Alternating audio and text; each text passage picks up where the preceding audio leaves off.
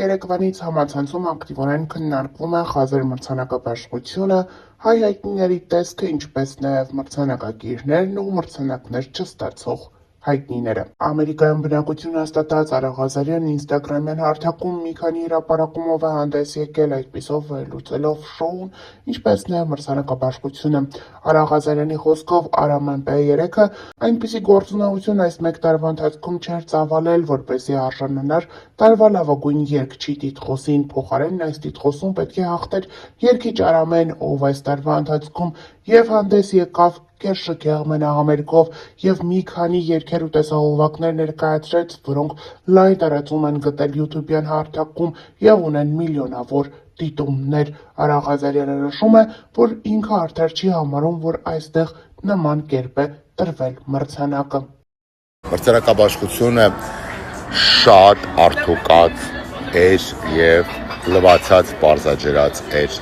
առանց որևէ էքսեսի, առանց որևէ հիշարժան իրադարձության։ Չեղավ Լիլիթ Հովհաննիսյանի այն ելույթը, որը մեր մոտ եղավ, չեղավ Ավետ Բարսեղյանի այն խոսքերը, որ մեր մոտ կուլիսներում ասվեցին և վայր տարածվեցին։ Ես չեմ սիրում այդպես պարզաջրած, մաքուր սուֆլյորով։ Ակնհայտ երևում էր, որ մրցանակ տվողներն էլ են սուֆլյոր կարդում։ Իսկ նման բաներ ես չեմ սիրում, նման արդուկված, դասավորված, անշունչ, անկենդան էր ընդհանուր առմամբ մրցանակաբաշխությունը։ Ինչու էր անշունչ, ըստ իս անշունչ էր, որովհետև չկային այն մասնակիցները, ովքեր պետք է լինեին, չկար այն անկեղծությունը, որոնք պետք է ապահովեին այդ մասնակիցները։ Ես ինքս քվեարկողների թվում եմ եղել, այս տարի չեմ քվեարկել, որովհետև այդ համադրումը, որ կար, ես դրա հետ վերուստ համաձայն չէի և որոշեցի մասը չկազմել, ինչա նշանակում Տաթև Ասատրյանին ֆոլք երգչուհի։ Տաթև Ասատրյանը պետք է լիներ տարվա երգչուհի։ Իսկ ով ասում, որ Տաթև Ասատրյանը փոփ երգչուհի չի։ Իսկ որն է փոփը, որտեղ է այդ սահմանը, ով է դնում այդ սահմանը։ Ոնց կարելի է Նանուլի տեսահոլովակին չտալ մրցանակ, այլ տալ իմ շատ սիրելի ռեժիսոր Արտուր Մանուկյանի նկարած ամենաշարքային տեսահոլովակներից մեկին, Վարդավառին։ Դա ինչ մի տարվա տեսահոլովակ։ Նայեք, Սոնա Ռուբենյանին ինձ այդ շատ ոչ մեկ թող չսիրի, Արտուր Մանուկյանին ևս, բայց չտալ տեսահոլովակի, լավագույն տեսահոլովակի մրցանակը 3 ներկայացրածներից ասենք Նանուլի տեսահոլովակին այլ տալ սրան, դա մեղմ ասած անարդար է։ Կամ ակադեմիայի անդամները կոմպետենտ չեն։ Գիտեք, իմ մոտ տպավորություն է ստեղծում, որ լավ աղջկա սինդրոմով, սիրված աղջկա սիրված արվեստագետի սինդրոմով Սոնան ինչ անվանակարգում է ներկայանա, ակադեմիայի անդամները մեխանիկորեն քվեարկելու են իր օգտին, որովհետև բոլորը սիրում են Սոնային։ Բայց սա պրոֆեսիոնալ մոտեցում չի, հասկանում եք, սա պրոֆեսիոնալ մոտեցում չի։ Ես ինքը հիմա Սոնա Ռուբենյանի թեման շարունակեմ, ստացել է երգ, տարվա լավագույն երգ նոմինացիայում Սոնա Ռուբենյանի էլի երգերից մեկը,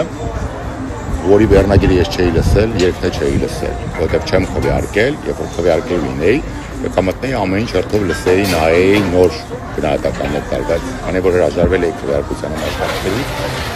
իսկ երգի անունը չէի լսել։ Ստանում է տարվա երգ։ Արամե Դիլիթ չեն ստանում տարվա երգ։ Լուրջ եք ասում, 300-ից ավել ակադեմիայի անդամներ, ովքեր քվեարկել են և մասնակցել են լուրջ Արամեի և Դիլիթի երգը տարվա երգ չի, ասենք միկրովալնովկան միացնում էինք, այդ երգներ հնչում ու մինչև այսօր հնչում է։ 3 հարսանիքին, այդ հարսանիքի մասնակցում այդ երգը Մեքսիկոյում հնչում էր, տարվա երգ չի ինքը։ Չգիտեմ։ Aram MP3-ին ուզում հասկանալ ինչ է արել 2025 թվականին, վաու, ինչ է արել երգարվեստում, որ դրան տալիս եք տարվա լավագույն երգիչ։ Քվեարկում եք, առաջադրում եք, հետո ակադեմիայի 300-ից ավել անդամներ քվեարկում եք։ Բացատրեք ինձ հասկանամ ինչ է արել, բացի շատ հաջող կերպով վիտամին ակումբի ներկայացումներին մասնակցությունից եւ հետ վերադարձից վիտամինի թիմ երկարվեստում ինչ է արել 2025 թվականին, որ դուք դրել եք եւ ակադեմիան էլ քվեարկել է, ինչի համար է քվեարկել։ Տարվա երկիչը պետք է լիներ Արամեն, ով այս տարի ֆանտաստիկ աշխատել է։ Ֆանտաստիկ։ Վերջին տեսահոլովակը, մենահամերգը, հետո գիտեք ինչ, երբ որ տալիս եք տարվա ալբոմ Արժանի մեկին, Բրունետին, ու Բրունետը դահլիճում չի, հետ է լավ չի։ Հա, ես առանձին վերցած մի անգամ արդեն ստորի արել եմ, որ հայկական շոու բիզնեսի դեմքերը այսքան համախմբված չեն եղել անգամ երբ եկեղեցին էր հալածվում ու կաթողիկոսի դեմ էին գնացել դիմակավորները, բայց դա երկու կողմանի մեդալ է եւ մեդալը երկու երես ունի։ Պետք է տարվի լուրջ աշխատանք, որպեսզի արտիստները լինեն։ Շատ վատ էր, որ Բրունետը չկար եւ Բրունետի նման երիկը մարդիկ չկային ու այդ պատճառով էր, որ բարձաջրած ու լողակած ու օսլայած էր մրցանակաբաշխությունը ու չի կարող լինել շոու բիզնեսյան մրցանակաբաշխություն առանց շոու բիզնեսի կարգառու ներկայացուցիչների չի կարող, հասկանում եք, շոու բիզնեսի բիզնեսա չէ, շոու եւ բիզնես։ Արկադի Դուբիկյանը բիզնեսա ու շոույա, ու շոու բիզնեսա։ Արմենչիկը, Սարոն, Մարտին Մկրտչյանը, լիքը անուններ կարող եմ տալ։ Նրանք բոլորը ինչ որ կերպ պետք է ընկերված լինեն։ Տեղից էլ մեր շոու բիզնեսը ներկայացնում է մի երկիր, որը մի պատժեզդանի է։ Այսինքն բոլորը բոլորին ճանաչում են եւ շոու բիզնեսը նենց չի էլի, որ ամերիկյանական, գոնե ավստրիական։ Փոքր երկիր ենք, փոքր շոու բիզնեսով։ Նրբություններ կա, որ պետք է հաշվի առնվի, կարծում եմ։ Եվ վերջում ասեմ հետեւյալը։ Մենք էլի ունեցանք ձևի եւ բովանդակության անհամատեղելիություն։ Ունեցանք ձև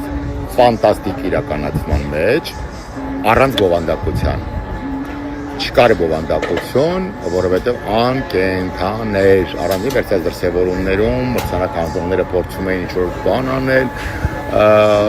գրկել իրար բարել, չգիտեմ, անկենթան էր ընդհանուր առմամբ։ Իսկ հայկական շոու բիզնեսը, քանի որ փոքրաթիվ է, ինքը պետք է լինի նախ եւ առաջ այստեղից եկող սխալներով, հա, մեր արածը մի քիչ փնթոշ է, այն առաջ որ անում էին ազգային երաժշտական մրցանակաբաշխությունը, էլի ինչ որ փնթոշ էր, ինչ որ բաներ կար, կիքսեր լիքը, բայց անկեղծ էր։ Այս դրա մասին է խոսքը։